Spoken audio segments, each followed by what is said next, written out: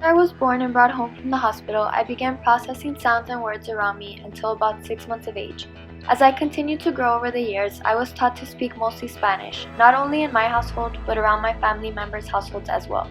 However, my father was the only one who really did strain English on me.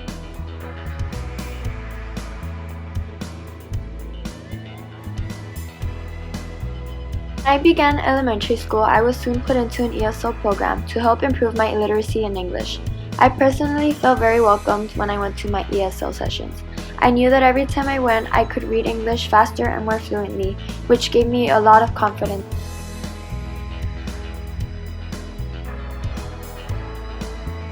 I gained so much confidence in my English from my ESL sessions that I actually began to ask my mother to take us to the public library so we could get books to read to ourselves. Even to this day, I remember how much I loved The Runaway Bunny and how I would get it every single time. After arriving to 3rd grade, my teacher insisted that we learned cursive. This was also the age where I started taking a tax test, and that they wanted to make sure that we could comprehend and analyze the things that we were reading enough to take an exam on it. Although my mother insists that I was whistling and singing before I could basically even talk, my love for music didn't grow until middle school when I actually learned to read the music.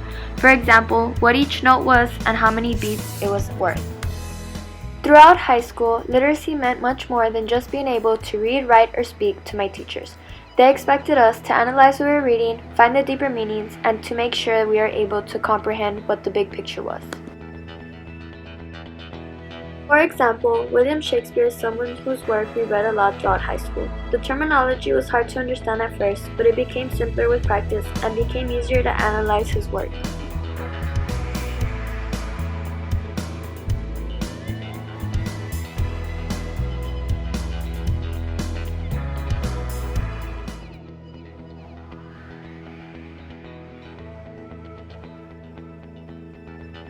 Another passion I've always had is volleyball.